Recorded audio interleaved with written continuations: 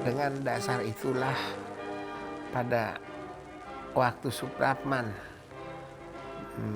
bincang-bincang dengan kakek saya mengenai kalau satu negara mau merdeka apa sih yang diperlukan persiapan.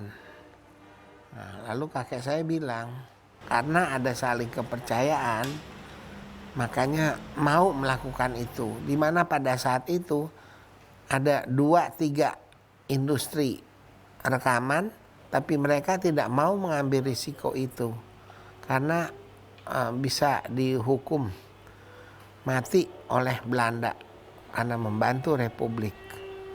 Ya, tapi dengan kakek saya punya semangat untuk menuju kemerdekaan satu saat, makanya dia berani. Dia abadikan itu dalam piringan hitam.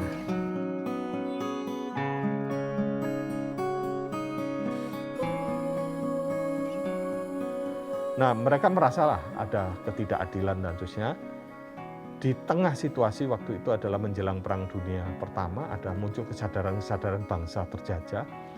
Nah, orang-orang ini mencoba memunculkan satu wacana tentang apa sih visi orang peranakan Tionghoa itu melihat tanah di mana dia tinggal, yaitu Hindia Belanda. Dan mereka mencoba membangun yang namanya solidaritas dengan kaum yang waktu itu disebut sebagai Bumi Putra. Nah, koran Sinpo ini lebih banyak didominasi oleh pemikiran orang-orang peranakan Tionghoa.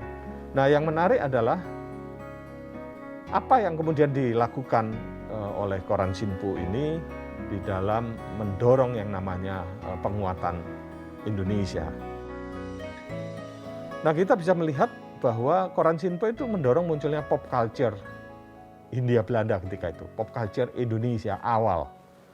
Di luar itu mereka menggunakan yang namanya bahasa Melayu Tionghoa. Jadi Melayu Tionghoa itu dipopulerkan oleh Sinpo.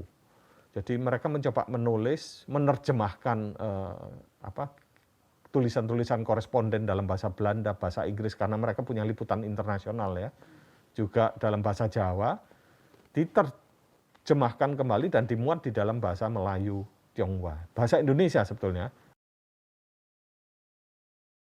Yang menarik juga adalah ketika lagu Indonesia Raya ini dinyatakan terlarang. Jadi dulu itu kalau ada orang menyanyikan Indonesia Raya ditangkap itu oleh polisi Belanda, dianggap bahwa ini komunis.